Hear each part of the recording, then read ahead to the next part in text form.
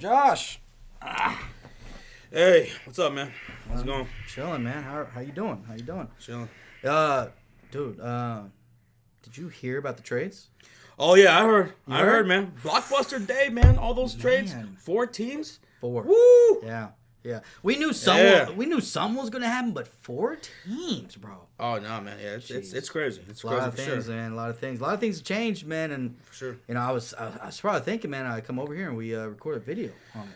No, we will. Okay. I mean, we gotta let people know what we think about it. We gotta break things true. down. I mean, this is Oh, a big deal for the league, man. Huge. Absolutely, 4 teams. Yeah, Come definitely. on. But hold on. Let me finish working on this. I'm almost done.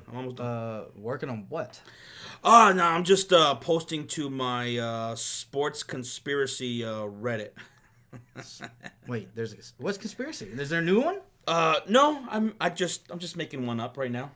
You're making one. Okay, now I got Josh. You got to tell me what's going on. All right, so here's the conspiracy. The conspiracy is that Kevin Durant, James Harden, and Kyrie Irving have been planning this for months. Like this whole situation, This whole thing. trade. They've been planning this out. They're better than Emperor Palpatine from Star Wars. Okay. Oh my God. This is Okay. This is Order 66 executed. Okay. Okay. So here's Okay. the conspiracy. James Harden shows up to the season out of shape completely. Yeah, fight acting like Harden. the biggest asshole in the NBA, Yeah. saying those dumbass things that he's been saying, That's true. giving him no chance, no opportunity to win, saying it's unsalvageable over there in Houston, not even really trying on the basketball court, right? And then while he's doing that, right, forcing the Houston Rockets forcing their hand, saying, we got to trade this dude. You got Kyrie Irving over there in Brooklyn going MIA for no reason, just completely gone. Where's Kyrie? Making himself completely untradeable. Because why would you want him? He's not even playing right now. He just went MIA. He doesn't even want to play. Right? Okay. And I'm saying this is a sinister plot that they're all putting together to make James Harden join them in Brooklyn. That's crazy because I remember when the talks originally started. You know, Brooklyn said or Houston said they wanted Kyrie in exchange. Exactly. And did that happen? Nope. So, Oh my goodness. Yep. Dude, you might be onto something. I know. This is crazy, but do you actually believe this? No, hell no. I don't know. But it sounds good, though. No, that sounds good. You don't even believe it. It's going to make those conspiracy sports theorists absolutely, completely worked up. Oh, my God. We're going to be hearing about this for a while. And go ahead and send it, Sean. Just go ahead and hit that send. There Boom, baby. we go. All right. All right. You ready to get into it? Oh, I'm ready. Okay, so let's get in to the blockbuster trade that just went down that dealt with 4 teams across the NBA. These teams are the Brooklyn Nets, the Houston Rockets, the Indiana Pacers, and the Cleveland Cavaliers. Wow. We're going to break it all down. Who got what and what we think about it. Who won in this blockbuster trade deal? Yeah, a lot of moving pieces, a lot of draft picks moving too. Oh So my let's God. get right down to it, okay, Sean? So Yeah. the Brooklyn Nets, we'll start with them. Okay. They get James Harden. That's all they get. They get James Harden. That's what they wanted. That's what they got. The Houston Rockets, they get Victor Oladipo from Indiana. Yeah. They get Karooks. Yep. They get Exum. They get 4 unprotected first-round picks. They get Brooklyn's 2022, Yep. 2024, and 2026 unprotected picks Yes. in the first round. They also get Milwaukee's 2022 unprotected first-round pick. That's true. They also get 4 unprotected first-round pick swaps in 2021, 2023, 2025, and 2027. So the Jesus. Brooklyn Nets won't have a pick until 2028, Sean. That's one big. that they control. That's huge, Oh okay? my goodness, Rockets is That's what the Rockets got. Okay. Huge haul huge. in draft picks. The Indiana Pacers. They gave up Victor Oladipo. They sent him to Houston. What they get is Karis LeVert from the Brooklyn Nets. They get a 2023 second-round pick from Houston. That's what they get. That's good. And now the Cleveland Cavaliers. They get Jarrett Allen from Brooklyn and Teron Prince from Brooklyn as well. Wow. So a lot of draft picks, players being swapped between these 4 teams. Wow, that's a lot of pieces gone. I know Nets, they only got Harden. They gave up a lot. They gave up a lot. So now let's break down each individual team and whether we think they got better or worse. Did they win in this trade scenario? We'll start with the Brooklyn Nets. They get James Harden, but at what cost? Yeah. Now, you look at them and you think you got KD, you got James Harden, and now you got Kyrie Irving. When he plays. These three are absolutely studs. They are the only team now in the NBA. They have 3 superstars on the roster. That's true. The only other team that had 2 top 10 players was the Los Angeles Lakers. That's true. Now it's Brooklyn with James Harden and Kevin Durant, and then you add on top of that Kyrie Irving. Oof. But that comes at a major cost. It did. They gave up a lot of pieces. They gave up their best rim protector in Jared Allen, who, when Kyrie Irving was out, was their second best player behind Kevin Durant. He was a monster. He was very important for them. Yes, They lose that. They lose a lot of depth. So now you look at Brooklyn, they have those 3 scorers, and that's a lot of talent. And talent wins out a lot in the NBA. It wins a lot of regular season games. Can. But the problem is the Brooklyn Nets lack a lot of depth now. Oh, 100%. DeAndre Jordan and Jeff Green that's about it in the front court with Kevin Durant. Everybody else are guards pretty much and small forwards. So it's going to be interesting. Absolutely. Now, before this, I believe the Brooklyn Nets were already ranked 25th on defense. Sure. Now they're going to be worse. They are. This is a non-defensive team.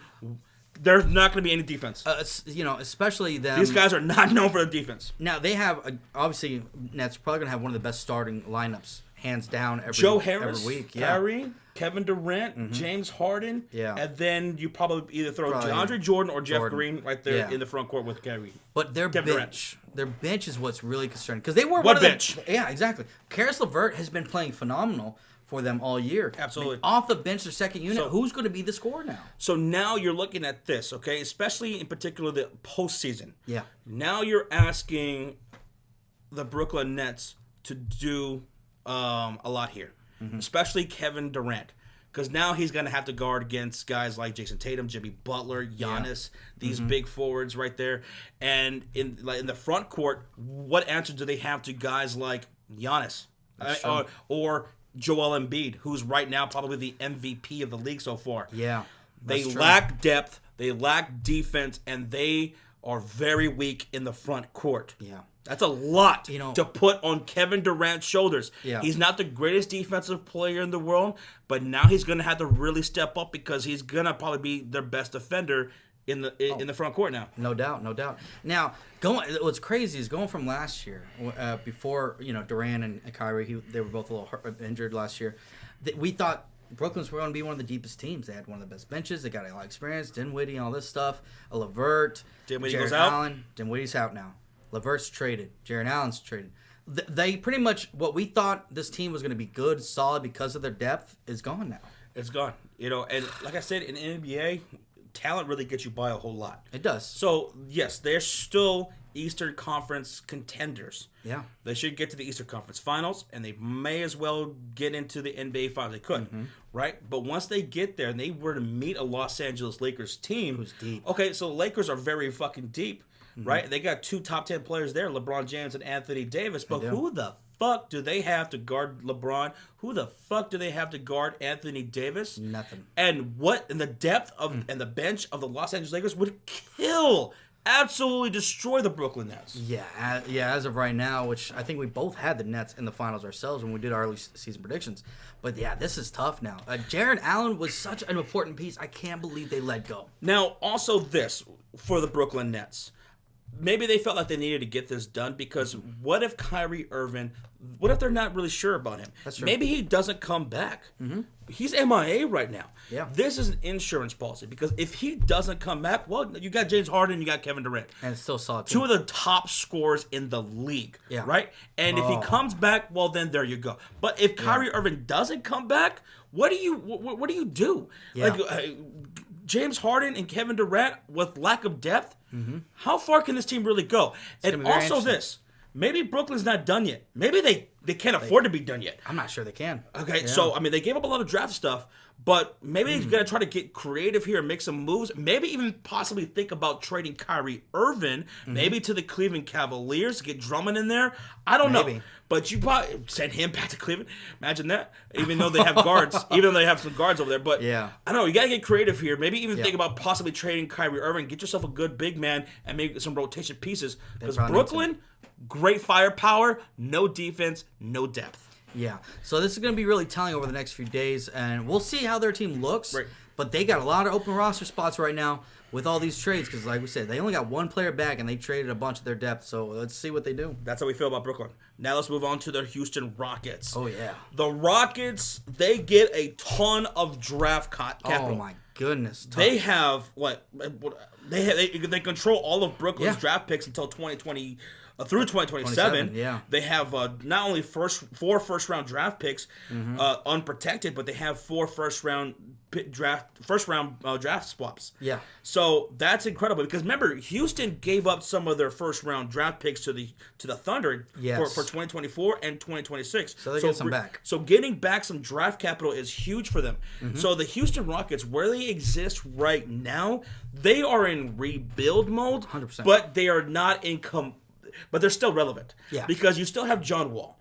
You now have Victor Oladipo. And as long as those two guys stay healthy, they can produce all-star caliber play. We know what they could do. And along with Christian Wood, who they just acquired this offseason, he's been fantastic this year. And Boogie Cousins, hopefully he continues to stay healthy and produce.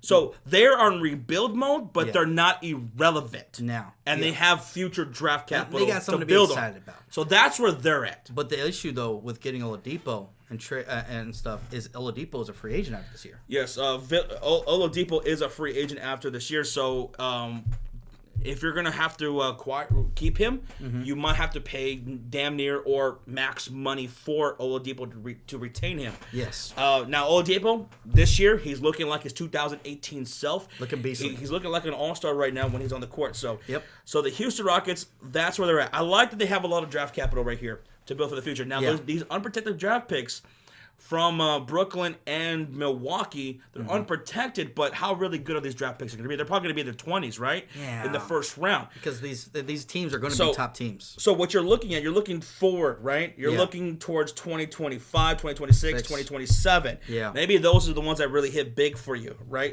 Down the road if you're Houston. Especially if Brooklyn, if something happens with Harden, Durant, they don't stay there. You never know.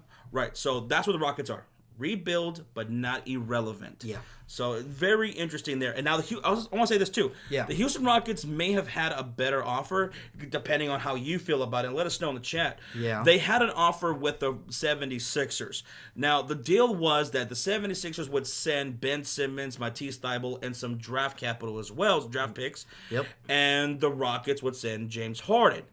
But the Rockets got a bit greedy, and they wanted Maxey a part of that deal, and the 76ers said no to that. Yeah. They said absolutely not. So that deal fell through, and now they get this one. They get a lot of draft picks. So Houston, not too bad. Yeah, not too bad. Yeah, and I know people are like, well, Ben Simmons is great. Maxey's a beast. I know why they wanted Maxey, but... Would you guys prefer have that trade from the 76ers as opposed to this one? Let us know what you thought. I think this is fine. This is still good. This is still fine. Yeah. So those are the two biggest names in this trade, the Nets and the Rockets. But now I want to get to the two teams, a part of this 14 blockbuster trade deal, that I think are the biggest winners of the trade deal. They definitely snuck in there. Let's go to the Cleveland Cavaliers, who out of this deal, they get Jared Allen and Teron Prince. Oof. This is a big deal, folks, because I know right now you're looking at it and going, well, how many big guys do they have? Yep. They got a lot. They do. But remember, Andre Drummond is going to be a free agent at the end of this year. Yes. You're more than likely going to let him walk, or maybe you trade him before the trade deadline, right? Try to get something out of it.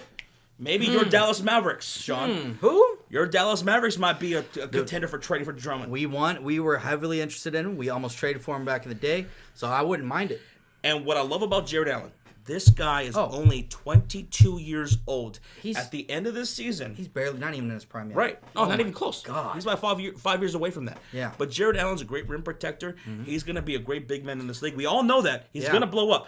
But Jared Allen is going to be a restricted free agent at the end of this year. So the Cleveland Cavaliers can match whatever offer. They don't have to let him walk. They can retain him while trading Drummond or letting him walk at the end of this year. Yeah. And that is a big deal. With Jared Allen, the Cleveland Cavaliers, with Isaac Okoro, that draft pick that they made, and that dynamic backcourt that they have, I like it. with Sexton and Garland, Cavaliers have a very good young core going forward. If I'm a Cavaliers fan, I'm very happy right now. Yeah. Don't get discouraged. Be like, why do we get Jared Allen? No, he's great. This guy's got high IQ move right here. Phenomenal. They snuck in there and got a great piece in Jared Allen.